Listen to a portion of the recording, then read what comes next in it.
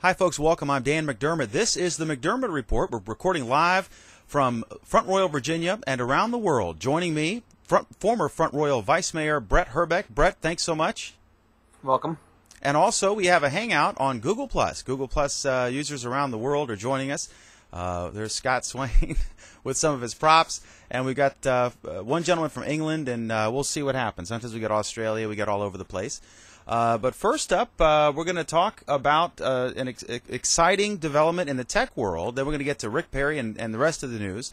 But the new Amazon Kindle is it's called the Kindle Fire. It's going to be announced tomorrow, reports say.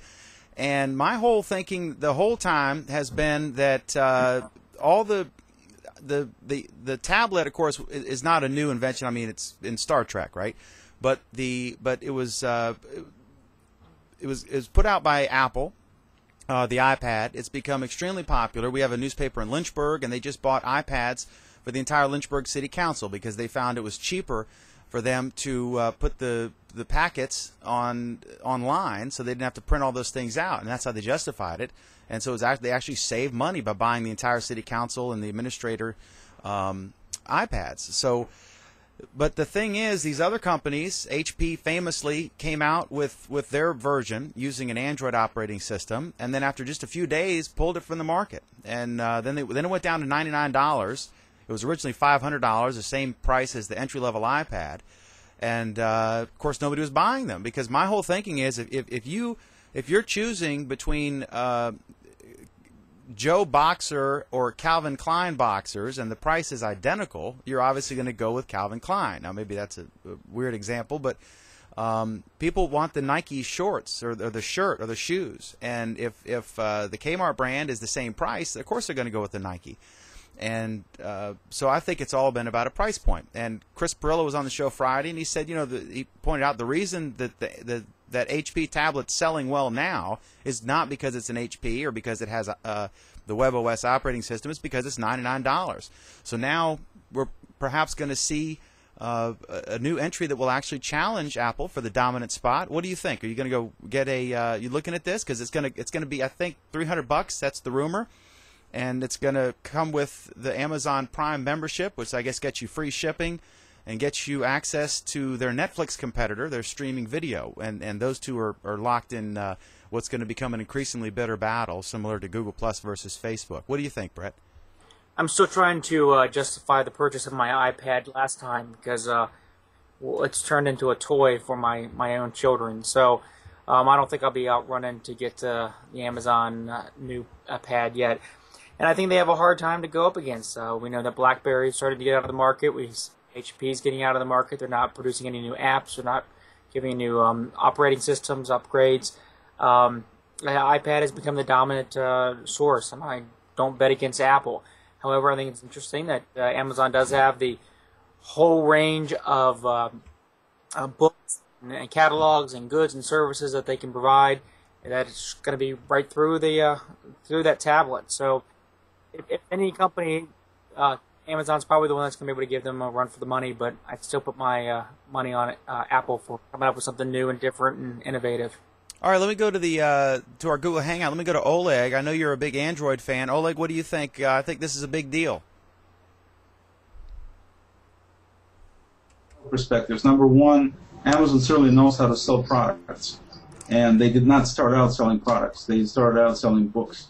So with that being the case, they get a major plus in that department. There have been reports that there is going to be a huge increase in online sales this Christmas season, and they're talking huge, not just incremental increase. And that's with the economy and everything being what it is. Still, they're saying it's going to be huge. And of course, the biggest beneficiary of that would be Amazon. I mean, there's no two ways about that. And then the third thing, if you look at it from a standpoint of Amazon starting their own app market, I mean their own their own marketplace for specifically Android apps, and kind of moving, they're almost like they're preparing to get all this stuff set up exactly like they're the Android. They're basically setting themselves up to be like a second Google, is the way I look at it. And so they certainly have had unbelievable success with Kindles. And if you look at Kindles, they're certainly not the only player out there in terms of e-readers. So they've done a marvelous job in selling those by the ton. And so I think they're positioned extremely well to do very well against Apple. As you know from my prior, descriptions and discussions, I'm not an Apple zealot by any stretch. I don't think they're that innovative at all. If you look at the actual specs of what they put out, the stuff is just not there. And so if you look at the example of what you were talking about with HP, that the price makes a huge difference in people's eyes. It's not Steve Jobs. It's not the hype. It's not the, put the Apple logo in your car or you're a nobody. It's none of that kind of stuff. It's if you give people the right price and you give people decent enough product, as long as the price is right, they're going to go for it. So add to that fact, the fact that, Amazon has such an incredible reach already, I think they're poised to do extreme damage to Apple. And there have been multiple reports. It's not something I'm saying. Multiple reports in the media saying, Apple, watch out because this Amazon tablet is going to be a game changer. That's what I think. Peter McDermott, what do you think? What do you think about what Oleg was saying? One of the big things is that Apple has controlled their marketplace. If you want to buy an app for an Apple product, an iPhone, iPod, an iPad, then you have to purchase it through Apple, and then they get their cut. Whereas with Amazon, there's also you can just download something from a website, or you can get it from the Android market, which is controlled by Google, and Amazon has their own market. That's kind of a different setup. What are your thoughts on this whole Amazon Kindle Fire deal, Peter? Well, if you specifically want to talk about apps, I mean, obviously Apple has the most regulated app store. The process to get an application cleared through Apple to be available in the App Store, it's kind of like getting a podcast cleared to be available on iTunes. It can be a lengthy process. Google is known to have a little bit more open process with the Android marketplace. It'll be interesting to see what Amazon does with its marketplace and whether it'll be published live or if things will be moderated. But at this point, from my understanding of both the Android marketplace and the Apple App Store, everything does have to be reviewed, and I know some things don't make it through and are not available there. Anybody else in the Hangout want to weigh in on this? Okay, all right. We're moving along quick, huh? Well, now, Dan, if you want to talk about price point, though, I mean what Oleg's saying is right. They all American capitalist pigs. Apple, the biggest capitalist pigs. Oh, That's dear. all I have to say. All right. Oh, boy. I'm gonna get in trouble on so many levels because of this. All right, let's talk politics real quick. Brett, I want to see what you think. I know you're following the Republican primary process, and you see. I guess Rick Perry came out of not of nowhere, but I think most Americans weren't that familiar with Rick Perry at first, and then now he came out and he was at the top of the charts for the Republican nomination, and now in the latest poll, but it's just one poll, Herman Cain, former CEO of Godfather, is on top now, and then I think it's Rick Perry, and now I'm hearing, I guess if Rick Perry fizzles after a couple not great debate performances and a big issue of illegal immigration. So what do you think Rick Perry's chances are, and what do you think about his stand on illegal immigration in Texas, where children who are not native born and not either undocumented kids or illegal immigrants, whatever you want to call it, that they are allowed in-state tuition in Texas? And so that's being characterized by his opponents as a $100,000 gift to illegal immigration, whereas Rick Perry simply says, look, if you're a child, you're an infant or 2 years old or 3 years old, you're not at all in control of what your parents do with you. If they bring you here against your will and you've grown up for 16 years in the United States, perhaps not even knowing that you were not here legally, that you've paid sales taxes, et cetera, all the way up, and that you should be entitled to the standard rate that anyone in state pays as a condition of paying into the state tax system. So I kind of see both sides, but his position doesn't seem to be very popular with the mainstream GOP. What are your thoughts, Brett? Well, one, I don't quite understand why we have a conversation about illegal immigrants or illegal residents in the United States getting any kind of in-state tuition. They're not residents of the United States. They're not residents of the state of Texas or the Commonwealth of Virginia.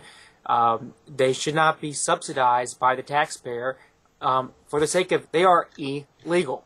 That's why there's this effort to strip off this title of illegal and call them undocumented workers, undocumented Americans, or Americans living in the shadows. Because when you put illegal on there, that should tell you that they do not deserve or should not get state subsidized education. Now, I might even go a little further and say we shouldn't subsidize education, period. Is it possible? Can you commit a crime at the age of 2?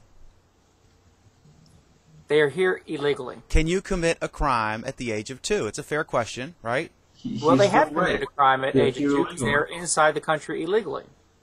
But I see what you're saying. You're right, and I don't think I would support taxpayer subsidies for that either. But I do think that the parents maybe, if you say they're an illegal immigrant, but to say it's an undocumented or whatever for the child who at the age of 2, and I'm saying 2, it could have been 15, it could have been born here 10 minutes after mom ran across the border, but to say you're like a criminal when really it's not their fault. I mean, they were brought here. The parents made the decision, right?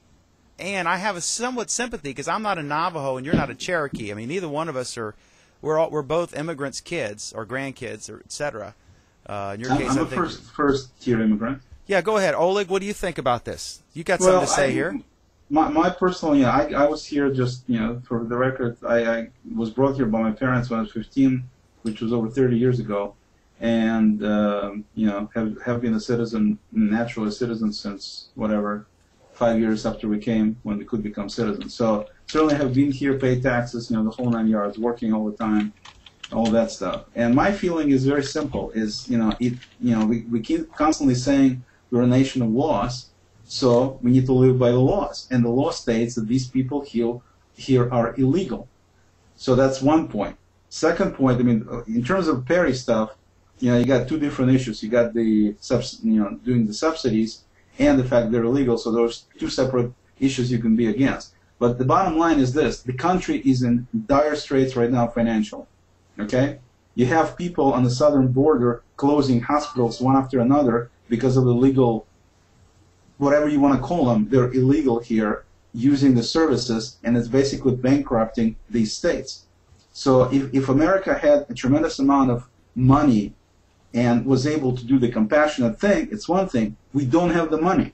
We know we don't have the money. It's a huge problem. It can totally not only cripple, it already crippled the country, it can destroy the country. So I don't understand. The subsidies are completely out of the, should not be happening. No question in my mind. But if you look at it from perspective of illegality, we cannot continue to do what we've been doing with illegal immigrants. We can't. And they're here illegally, which means they need to do something else. And that something else, at this point, since there is no laws on the books, they need to come up with plan B, which is they cannot be here. They should have never been here. And I realize the 2-year-old kid, when he was brought here, it's not his fault. I'm not saying it is his fault. But it still remains to be the case that he is here illegally, which means that he cannot be living in the same way and getting education, getting healthcare, getting anything like every American, where Americans themselves cannot get this. I think that's the rub. What you said there about being that we're a nation of laws, that's the most important portion of it. We have to, if we have a set of rules, we can't just continue to make exceptions for stories that are tugging at our heartstrings because somebody didn't have a choice to be here. We are a nation of laws. It says that you have to be an American citizen. You have to be a citizen of the state of Texas. To get in-state tuition, you have to live in the state for a year in most places. So we already have a lot of laws there to prevent you from moving across state borders to live with grandma and claim residency there just to get an in-state tuition in another state. So if we just ignore the laws just because we don't want to follow them or because some story is really tugging at us, then I think that we might as well just turn the lights out and go home. The other part of Governor Perry is he's making an argument on compassion when he was trying to distinguish himself from President Bush and being the compassionate conservative, saying his conservatism was not going to be compassionate in that sense because what President Bush really meant was he's going to be a big government conservative, and that's what compassionate conservative is. And now Governor Perry is invoking this and essentially telling us that if we don't believe that we should be providing subsidies for illegal immigrants for public schools and universities, or providing requiring HPV vaccinations for 12-year-old girls to prevent from sexually transmitted diseases, we obviously don't have a heart. And that really goes back to some of the language that President Bush used as his code for big government conservatism. Absolutely. Federico, Anthony, or Adam, any of you guys want to weigh in on this? I'd just like to say that the illegal immigrants kind of diminish what legal immigrants like Oleg, I think I said your name wrong, but the long and difficult process that you have to go through to become a legal citizen of this country, and then these illegal immigrants get the same opportunities as you, even though you had to do all of this, complicated things to become a legal citizen. Yeah, no, it definitely it's a spit in the face of regular people who are trying to go the legal way. So that's one problem with this. The second deal, my personal feeling on Perry is he's not going anywhere. These couple of issues right there is enough to bury the guy. He's not winning primaries. The reason Herman Cain is doing as well as he is because he comes out as a genuine person with ideas of specific, not just trying to look good on the screen and trying to tell somebody that you screwed up in your book, and the other guy says no, you screwed up in your book. I mean, this is children kind of bickering in the kindergarten. Cain comes out and says I got the 999 plan. So if you look at the 999 plan, and of course we don't know the numbers specifics in terms of how it's going to come out in terms of revenue and stuff. But if these numbers are sound in terms of it's possible to do something, then it's simple enough for people to explain. Number two, the guy certainly has a track record of running successfully a company and being a successful business guy, and that's what we need in the U.S. We need somebody with experience who can put the economy back on track, because without the economy, nothing is going to be happening in terms of any kind of movement forward. And so that's, I think, why Herman Cain comes out sounding so good, and why he won the Florida straw poll, right? Yeah, what's the solution, Oleg, with the folks who are here now? There's I guess I've heard estimates. Brett, correct me if I'm wrong. Like 15 million to 30 million, 20 million people. Yeah, 20 million. I think, what should we do? What do we do? I mean, my Stalinist approach is kick him out, but that's not going to happen. So, and that's no joke coming from Oleg. Yeah, some of the I think some of the ideas they had about forcing everybody to register. So basically, I would go with the registration / payment to get in line to become a citizen. I mean, that's what I would do. And then anybody who doesn't come out gets kicked out, no question about it. So if you don't come out to register, you're not even getting in line. You're just out of here, number one. And number two is severe penalties for employers who hire illegal people when they're not supposed to do it according to the law. If you cut off the actual benefits, if you stop the deal with education, stop the deal with healthcare and jobs, they won't have a choice. There's no reason for them to be in America. Okay? So that's basically it. As long as that was in place, it will work itself out automatically. And then people who really want to be here, put them on a path like any other immigration deal, and start processing these people in. If they pay a certain amount of whatever the penalty is, everything else, and they don't have any criminal records, none of that kind of stuff, start getting them as immigrants. That's all. Brett, what do you think? We've done this before, and I think he's right on everything there, except you've got it. Of course, we've all said this in the 80s with Reagan's amnesty plan. He's right, but the key is to secure that border and to really enforce Absolutely. it with the employers, right? Because it's just like anything else. If nobody was interested in smoking a joint, then they wouldn't have the problem of people trafficking marijuana across the border, and that whole country's turned into this big gang warfare scene. Same thing here. If we really had strict penalties, then the demand would dry up, right? I think you're right. Go after the employers. Make sure that they're penalize them for hiring illegal individuals here in the United States. That's the number one thing that you have to do. I'm not really big on registration, period, of anybody. But I don't think anybody's ever seriously suggested we go around and take 30 million people and round them up and send them across the border or to whatever country they've come from. But I think that we do need a strong border fence, more guards down there. And this is all the same campaign stuff you hear from Republicans, but I think there's a reason why they continue to talk about these things, because they're important, and I think they would work. Go after the borders, go after the employers. And the biggest thing, though, not just even amnesty or even having them pay a fine, is we have to make sure that there's an assimilation into the American culture and the American psyche of our immigrants. And if you just take 30 million people and allow them to pay a $1,000 fine or whatever it is, you still have the problem with them all being here. And we have with this balkanization of our country by them, they live in their own culture, which I don't want to take it away. There's wonderful things about going to New York City and going to Little Italy and going to the little subcultures of the city, but there has to be a national English as our national language. There has to be a common identity. There has to be an understanding of the founding documents and what makes the United States different from everybody else, and how there isn't an American by not like a German or a Frenchman or an Englishman. An American is about an ideal and not a bloodline. And we will welcome anybody in our country that is willing to accept that that's the ideology of that's the philosophy of who an American is. It doesn't matter what color your skin is. It doesn't matter who your parents are. It doesn't matter if you're an Englishman or a German or a Jew. All it matters is if you accept and understand that we believe in individual responsibility, individual rights, and that the individual is the basis that God gave us the rights through the individual, and that we have given up some of those rights to the state in order to have some security and some sense of rules and regulations so that capitalism can work. And where Calvin Coolidge said the business of America is business, it's completely changed because we are not assimilating our immigrants into our culture any longer. This melting pot has become completely destroyed. Okay, well, on that positive note, Absolutely, it's exactly how it should be. Exactly. yeah.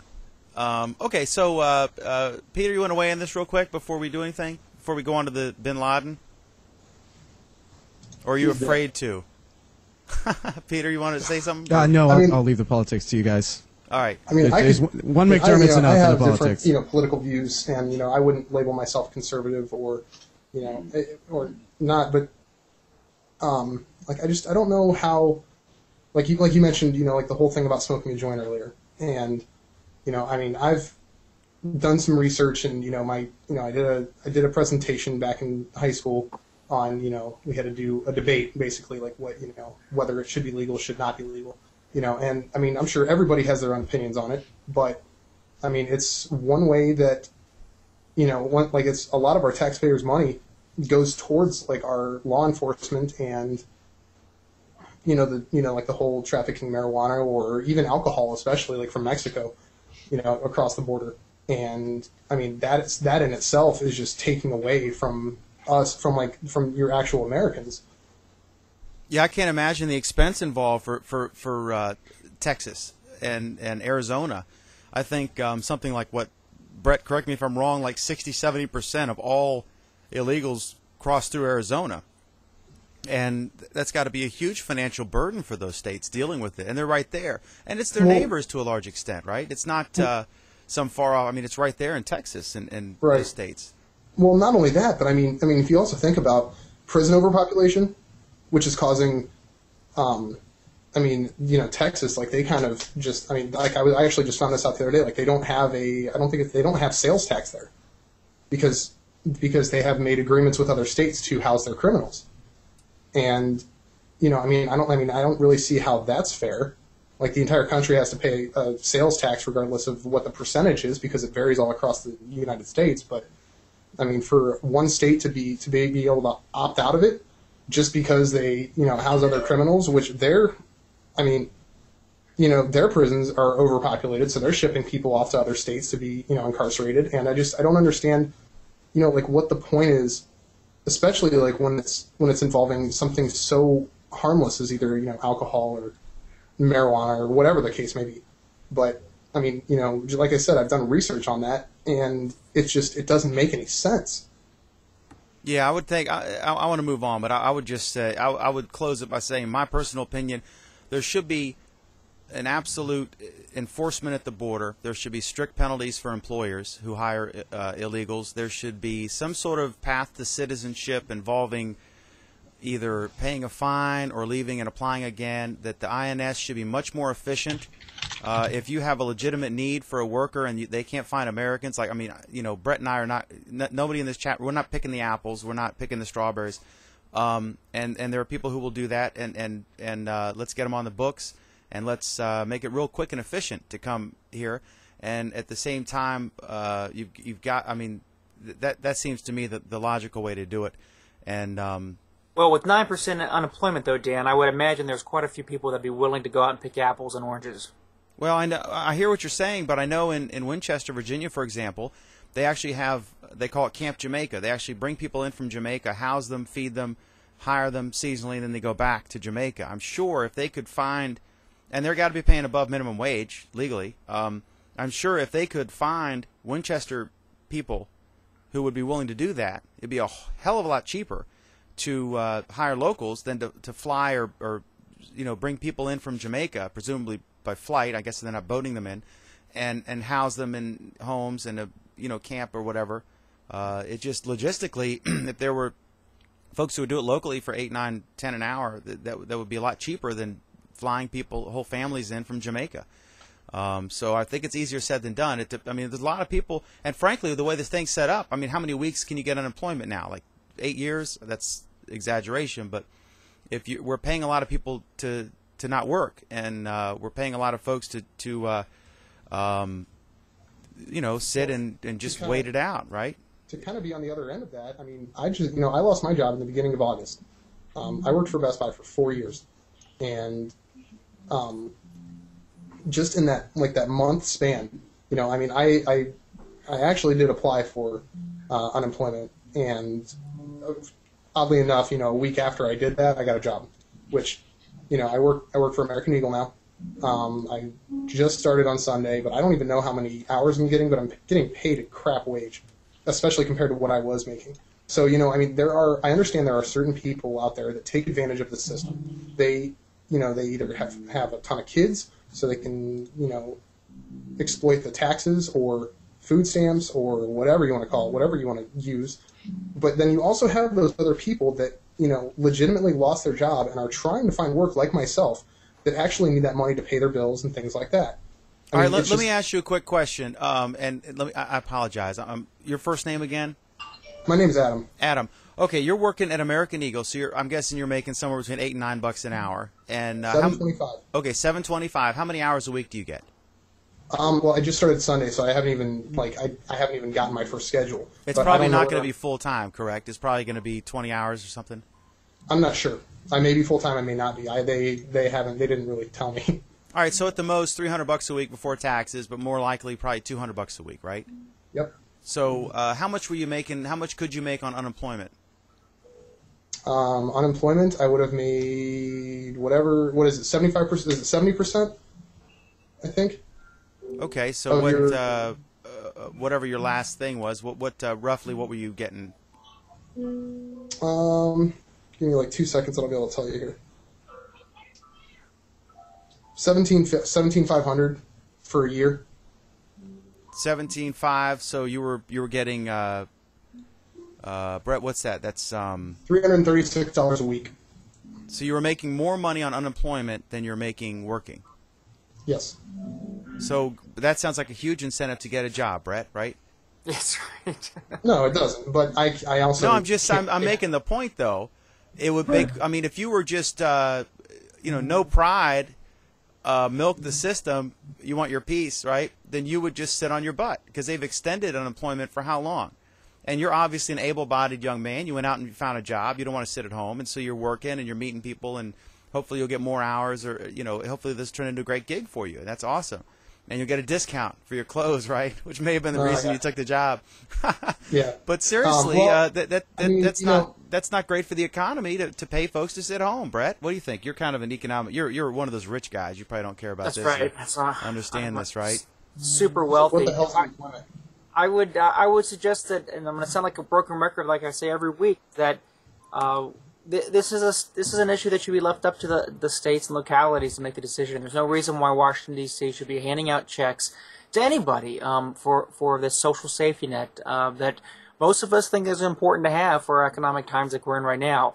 And that way, then the states and localities can make determinations what makes most sense. I'm kind of kicking that problem to somebody else, but I just don't think it's my responsibility in Virginia to be helping somebody out that's in Missouri when we might have a completely different value system or a different cost of living or a lot of different things that can factor in there. Let the folks of Missouri take care of the folks of Missouri, and let the folks of Virginia take care of the folks of Virginia. And even if you can get it down to the next level, the county level, the closer the problems can be addressed at home and to the situation, the solution is going to be just much more appropriate to reflect what the people in that community really want, and they'll be able to figure out, and they'll know who's milking the system and who's legitimately in trouble. I do not dislike the welfare system in the sense that my father-in-law, way before I knew him, before my wife was younger, he lost his job at the mills of Pittsburgh,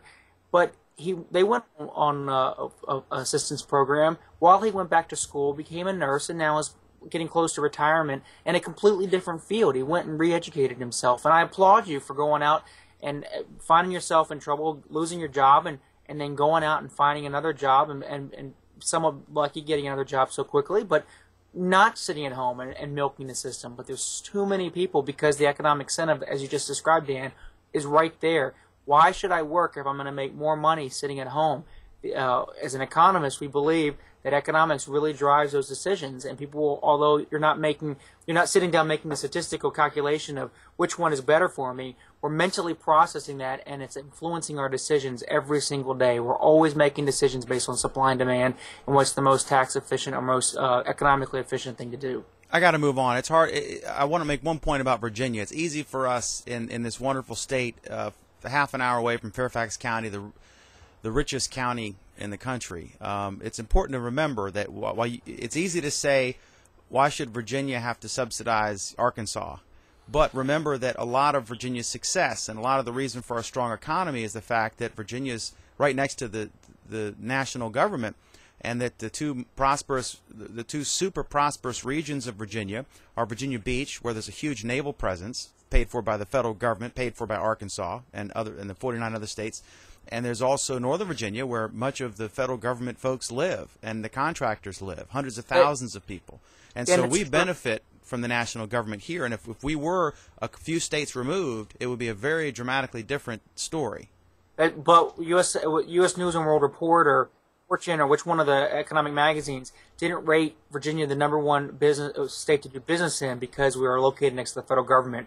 They did that because we have a good balance sheet, because we have a AAA rating status, because we have Democrat or Republican governors or general assemblies. We have a pretty fiscally sound policy and are friendly to business opening up here in Virginia. Because we have the luxury of being that way, because we make so much money from the federal government's presence. I mean, come on. If we were 3 states removed, we wouldn't have all this. I mean, we're rich in Virginia compared to a lot of states. Georgia does a pretty good job. They're number. Look at North Dakota. Look at North Dakota. I think it was North Dakota. What's the unemployment there? 3.5%? What's the population? Doesn't matter. 200? Unemployment is 3.5%. Okay. And it's not a tiny state. We're not talking, Connecticut here or anything. And it's not that close to the government. So, what you're saying is valid. I'm just saying there are other states that still make good economy and stuff based on other things. It's not just the government that drives the thing. If you're close to the government, then you're basically getting off of it. Everybody else is not doing that great. I mean, there are some other states that do well. Yeah, you're right, Oleg, and I'm just basically trying to yank Brett's chain. But it is important to note that a lot of Virginia's prosperity and a lot of our ability to have these low taxes, like our cigarette tax was 5 cents a pack until recently. We have low business. Everything's great. The laws are pretty good, and the taxes are good, and that's why a lot of people. Most of the federal government, one good thing that actually Brett, to yank my chain, should have mentioned is that most federal workers choose to live in Virginia as opposed to Maryland, even though they're the same distance. They're both border states. But the vast majority will prefer to live in Virginia because the laws are better and the taxes are lower. So there's two sides to look at it. But we definitely benefit. In fact, there was talk that our credit rating would be reduced if the federal government really tanks because we're so resilient on the federal government. Okay, let's move on to a happier topic. Should we release the bin Laden death pictures? No. Hang on, Oleg. We got to get Brett first. He's the official guest. And then Oleg will tell us why we're crazy. I wish we could get him arguing about Android with Chris again. Okay, so let's talk about this. I'm reminded, Brett, of the guy, the crazy minister who burned the Koran, and it wasn't even a huge story. It was a small story, but it made CNN International, and then I think someone went berserk in Afghanistan and murdered 8 people or 20 people, whatever, over that. And they don't understand, as much as we would like, I say we, our country's national government and its predecessor, as much as we think we can export Western-style democracy to every country that will have it, it's important to realize that some of these regions, in Afghanistan, for example, have an illiteracy rate of 90%. So only 10% of the people can read and write. And I think a lot of the requirements to have a true democracy where people can actually vote for representatives is to have tough laws, have government by law, and to have an educated populace who's capable of, hopefully voting for someone based on, what they think will be best for the country. So this is the kind of culture that we're dealing with. In some cases, I would say it's like a medieval culture. And so we have this question, and there's a FOIA request out for these pictures, which are inflammatory and could clearly lead to the deaths. It could be another Abu Ghraib, right? Everyone knows he got killed. Everyone knows it was with the hands of U.S. soldiers. Got shot in the face, Lord knows how many times. And there's a FOIA request, so we're torn here between national security and the First Amendment. What do you think, Brett? Well, I don't care. For me personally, I have faith in our government, despite the fact that I don't care for our president, that he's telling the truth on this, that we did eliminate Osama bin Laden, that we finally closed one chapter to that horrible saga that started 10 years ago. And I would defer to experts in the national security and the Pentagon and CIA and State Department to tell us, well, maybe not the State Department, but the other places, that if releasing those photos are going to cause uprisings and riots and recruit terrorists and convert little boys into bombs, then no, I wouldn't be for it. And if they don't think that's going to happen, I don't have any issue with releasing it. So I believe our government. I believe that we did the right thing, and I believe that we did eliminate Osama bin Laden. I don't think that they're trying to just they're not lying to us. But and if they think it's going to be inflammatory to the rest of the world, sit on them. It doesn't bother me because I know what we did, and we did the right thing. Yeah, I think I'm going to go to the room, but I think I agree with you. I don't think it's a question of whether we got them or not. I think it's just it would inflame these folks, and there'd be negative repercussions.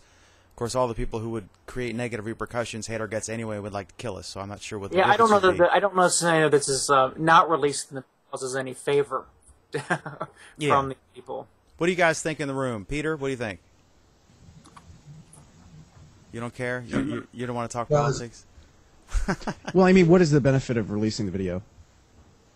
I guess what's the benefit of releasing it? Well, they would argue the Pentagon Papers. It's the same thing. It's you're struggling too much. I don't think there's an argument that says there's enough of a benefit.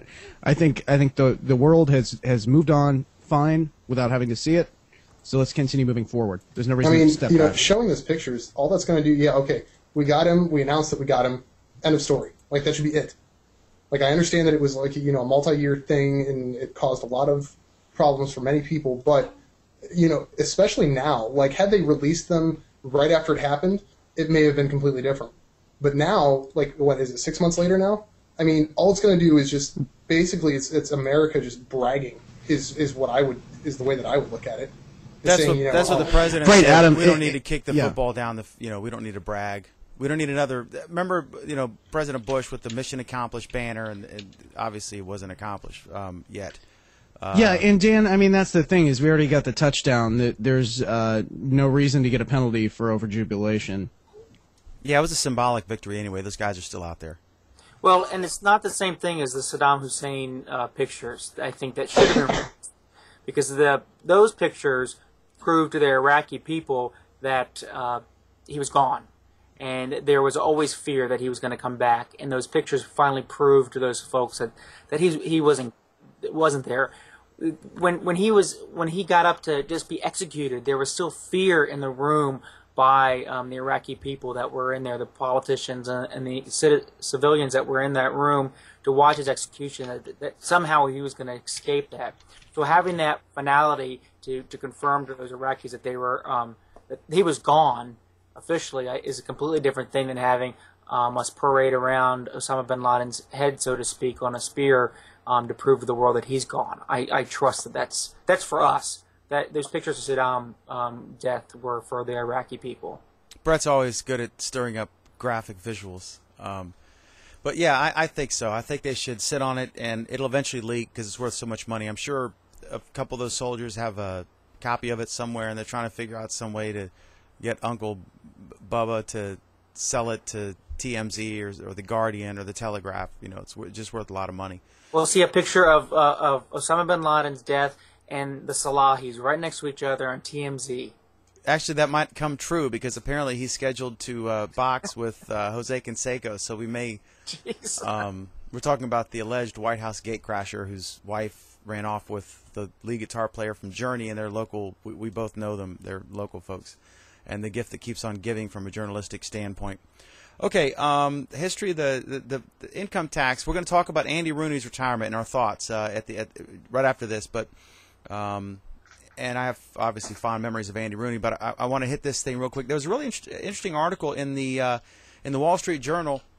And again, if you go to my Google Plus page, gplus.to/McDermott, you can see I've got links to all this stuff, and I'll have it underneath the video as well. But it was really interesting. The origin, I guess there was no tax, and then they had one, then they suspended it after the Civil War during Reconstruction, and then we went to. It was, I don't know, what did you have a chance during prep to check this article out from the Wall Street Journal, Brett?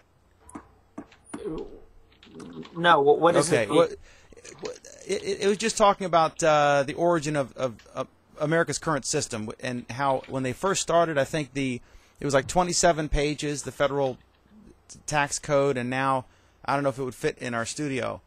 No, well, the tax code started out as a tariff, essentially. I mean, that's what it was, because we didn't have a large federal government. There was no incentive, or there was no desire by the states, certainly, to allow the federal government to expand and to collect a lot of revenue. So the only place they had to go were tariffs of imports coming into the country. So it wasn't until the progressive era of the last century that we introduced the income tax on a permanent basis through the Constitution.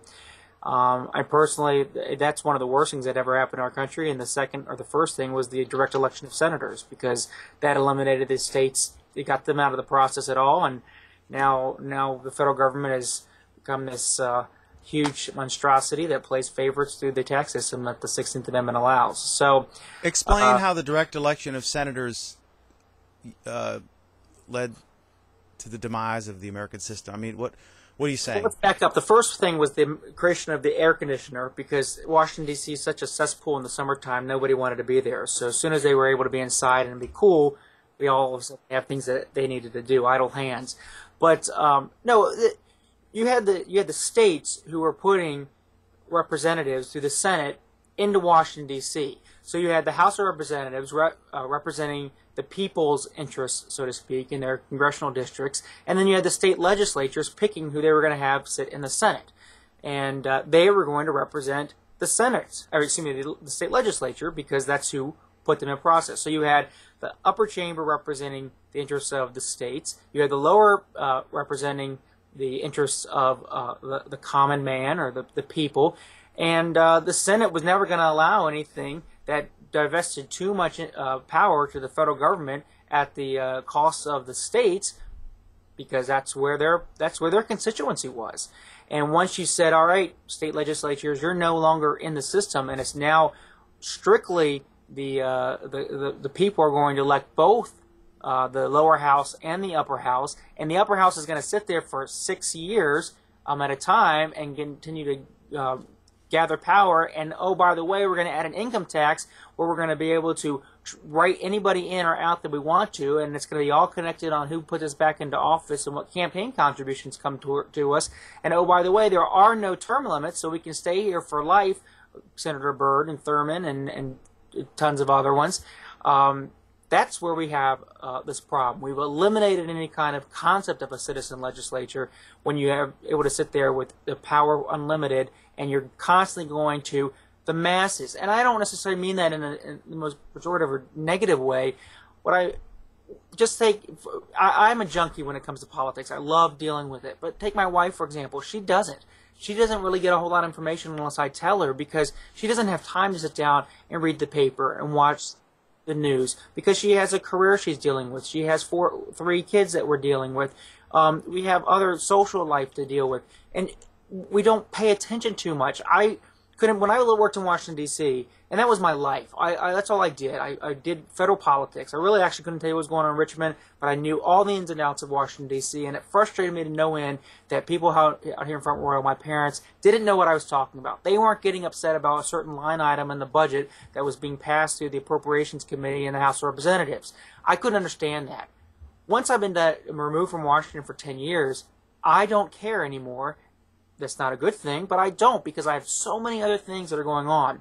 So that is how the people in Washington, D.C. are able to control the masses. Now, the state legislature would never have allowed that to happen, because every single one of those in the General Assembly in Virginia wanted to be the next state senator. So they were watching him like a hawk. So that's where we really we eliminated federalism when we went to the direct election of senators. We totally cut the states out. We've totally forgotten what the 10th and 9th Amendments mean.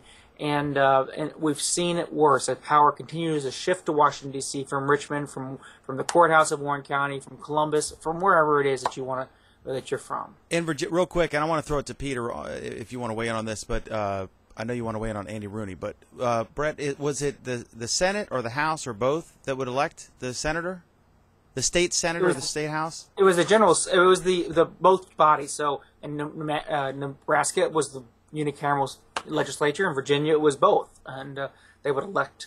It was just like passing a bill. Okay. Peter, you don't want to do it? Anybody else? Anybody in there? And then I know Peter wants to talk about Andy Rooney. Anybody in the real quick on this, on how we can fix America's tax system? Anybody want to weigh in on that? 999. Herman Cain.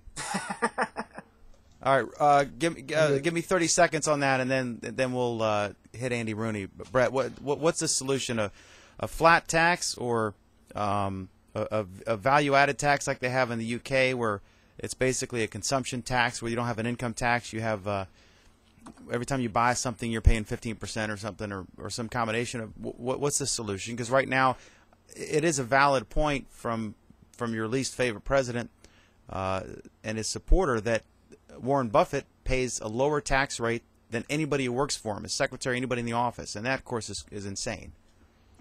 Well, that's not true.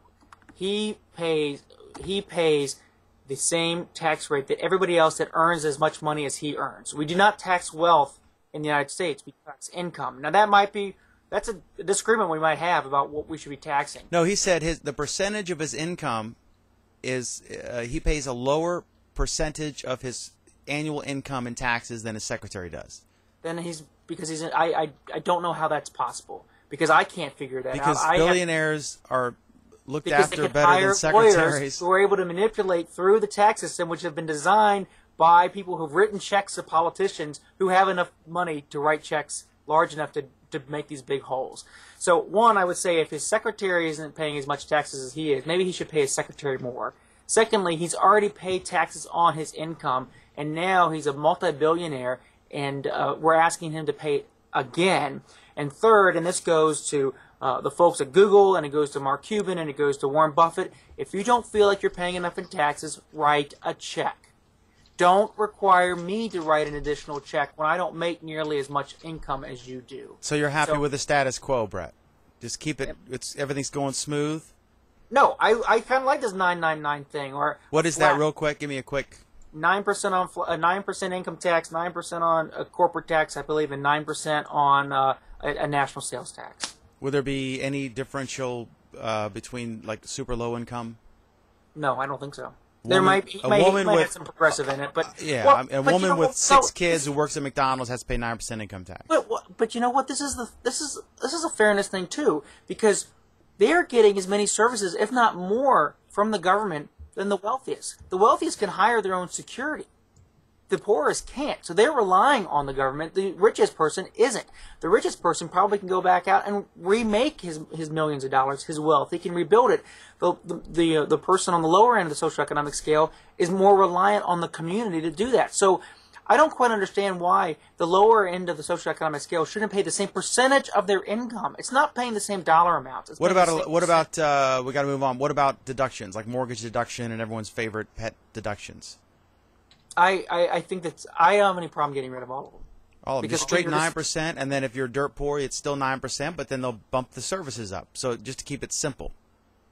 That would make sense, just to, even if you send them a check, I don't know, we'll figure it out.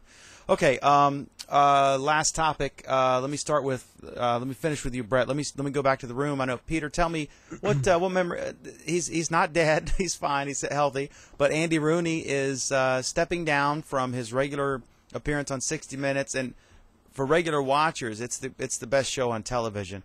For regular watchers, he's not on every week, but the guy's 92. He's the last, I think, of the original group of people. The show began in 1968, 43 years ago, and it's an incredible show. It's been in the top 10 since it started. It's absolute quality, really good, highly staffed. They're kind of a separate division of CBS Evening News, or CBS News, where they sort of do whatever they want to do, and they do it well, and they have a wonderful track record. Peter, what are your thoughts on growing up hearing Andy Rooney's 2 cents worth at the end of every Sunday night show? Well, Dan, being a millennial, I didn't get as much exposure to Andy Rooney as some of those older than me. But an interesting thing about Andy Rooney, to give you a little bit of history on him, is he started out truly as a journalist. He was known for the essays that he wrote. He started writing for CBS in 1949 and then began writing as a contributor for 60 Minutes in 1968. It wasn't until 1971 that he first appeared as himself on television, out of a silhouette, doing one of his essays for PBS. From that point on, he began his on-screen presence, and he has just been an American institution since then. 92 years old, just amazing the way he's touched so many different people with his stories, and to see true journalism, somebody that comes from writing and then into broadcast, that's quite a remarkable thing, because I don't think we're seeing that anymore. I think the news is kind of being bastardized by the number of different outlets we have, by the short cut and chop and the way it's presented, and less of these long format news magazines where there's actually thought and production that went into it. And Rooney's writing, which writing for 20 years before you even appear on camera, just a remarkable thing. He's going to be sorely missed. I understand he will be appearing from time to time, but definitely an opportunity to understand journalism as it's changed over the last 50 years is to do a character study of Andy Rooney and how he has come to where he is now. Okay. Harry Carey, welcome. I see Harry's just joined us. Hey. Harold Carey, tell me, we're on a final topic here. I just want to throw this at you out of the blue. Harold's a great guy. He's part of the longest running hangout in all of Google Plus's long history. But Harold, tell me, what are your thoughts? It's just been announced that Andy Rooney is stepping down from his permanent, slot on 60 Minutes. I think he's 92 years old. He's the last of the original cast, and wonderful guy. I think he was a World War II correspondent. I have fond memories of Andy Rooney. He's still around, right? But he's just not going to be part of the show, and that's fine. Let him have a break. What do you think, Harold? Because a lot of your, life you've been watching or listening to Andy Rooney.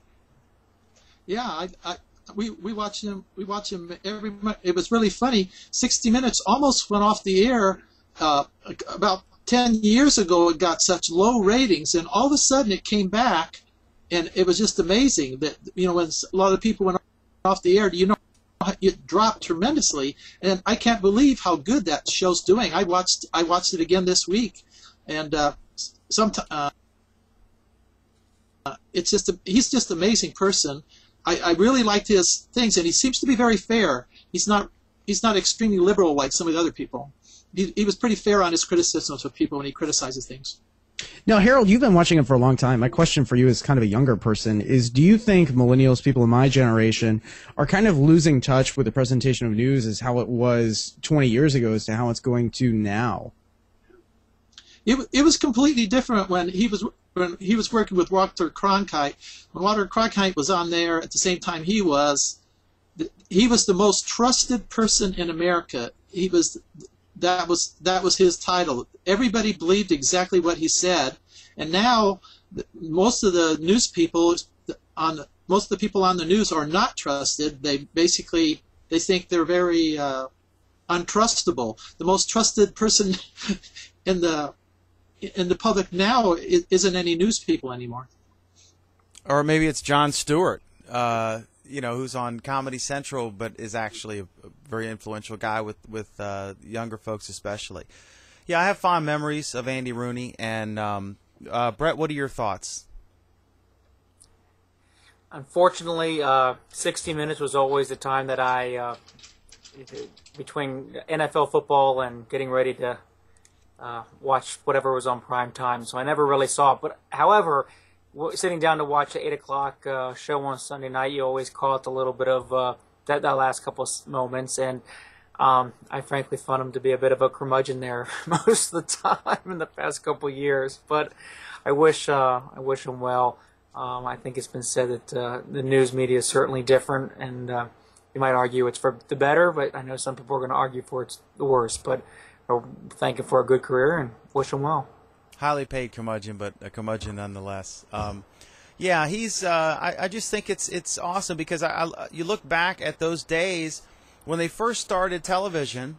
It was all radio guys. The greats. This week it was David Brinkley with Chet, and they really didn't know how to do television because they were creating it on the fly. It was a bunch of radio people, largely male, with these deep voices. And then when TV came along, moving picture radio, they kind of were doing the same thing. They were just sitting in front of a microphone as I am, and they'd have a plaque on the wall behind them that said the CBS Evening News, and they'd have a little this is the CBS Evening News, and the camera would be on there, and the camera would go to them, and they'd basically sit there and read from a paper. And it was just sort of similar to what this show is. It's sort of really an audio podcast or broadcast that is also videotaped, but now we've jazzed it up a little bit with some graphics and stuff. But it was and he's part of that era, that commitment to the quality of journalism that you really don't see in a lot of ways. But then, of course, 60 Minutes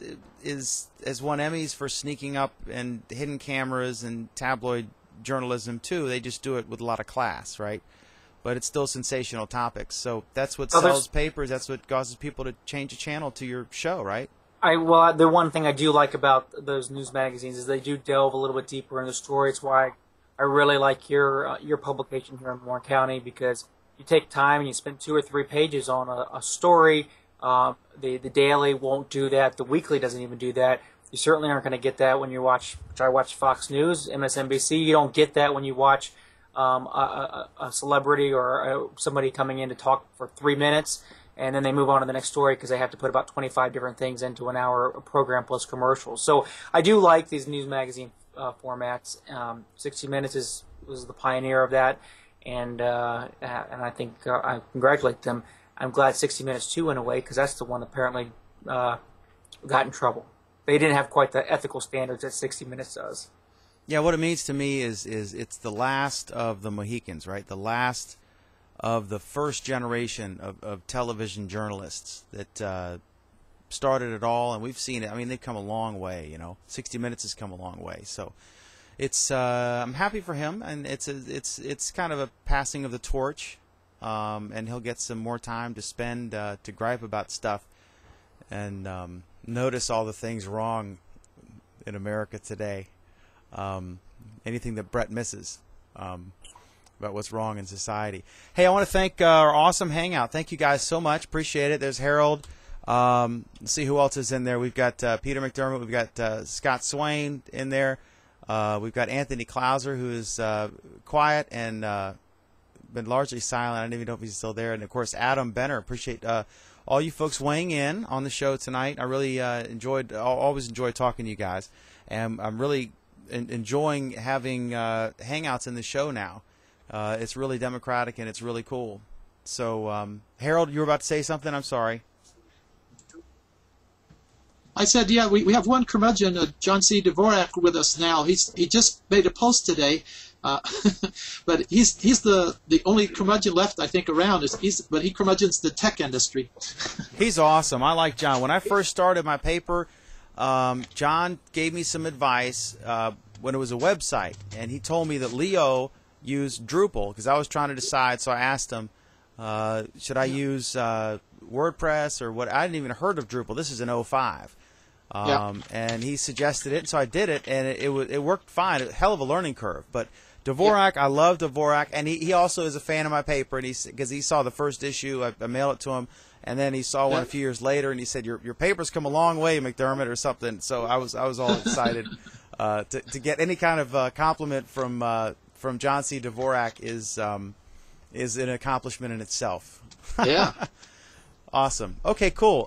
So thanks, guys, in the chat room and or in our Google Plus Hangout. Again, if you want to join us, you're always welcome to. These shows are at 8 p.m. on weeknights if we do it. Most of the time we do it, but sometimes I have breaking news stuff I have to cover or whatever. But in general, the address is gplus.to/McDermott to get the latest links and topics and stuff. Brett Herbeck, thanks so much. Former vice mayor of Front Royal, Virginia, potential future candidate. I don't know what we'll do, if we'll invite your opponent on or whatever, but we're not subject to rules, so I'll probably just keep you around, We'll even let you be attacked by my friends in the hangout, even when you're running for office. He's an on-again, off-again politician and a successful businessman in his own right, so we really appreciate you taking time out. And he's going to use some of his rich profits to get a different webcam because we want to get an even more attractive than he is on here and get the focus fixed a little bit. What kind of cam, real quick, Harold? What do you have? Your camera's fantastic. Of course, it looks like you have daylight on. I have the cheapest high def camera. I have it's the Logitech 270. And it's just $40, but it's high def. Boy, you can't believe the difference between that and the one I had before. It was so pixelated. Brett can't see you, but what do you use, Peter? What do you use? What kind of cam? I use the Microsoft LifeCam Cinema. Okay, Brett has a LifeCam, but it's not the Cinema. It's a couple-year-old version. And I have some Logitech 9000s that. But I'm using a Canon Vixia with a capture card on this. But and it's definitely better than any webcam I've seen. But the the Logitech Pro 9000 or whatever is a great cam. But yeah, that's really interesting. Give me that model number again, Harold, because I think yours is maybe the best of the bunch. But a lot of it's lighting, right? Oh yeah, absolutely. I have very bad lighting in here, but yeah, it's the cheapest Logitech. It's the lowest high-def one they get. I think it's called the 270.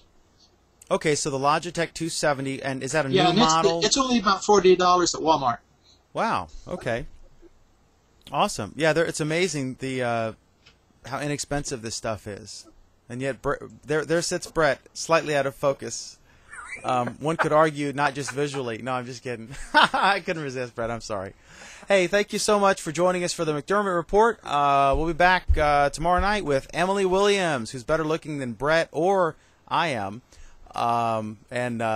She's a great young listener. I always have them back to back because Brett, of course, is a Drudge Report reading, Fox News watching right winger, and Emily is an NPR listening journalism school graduated journalist. So they kind of balance each other out, and it's always a pleasure to have them. But thanks so much, guys, in the hangout, and I will see you tomorrow night right here on the McDermott Report. So until then, behave. See you at 8 p.m. Eastern tomorrow.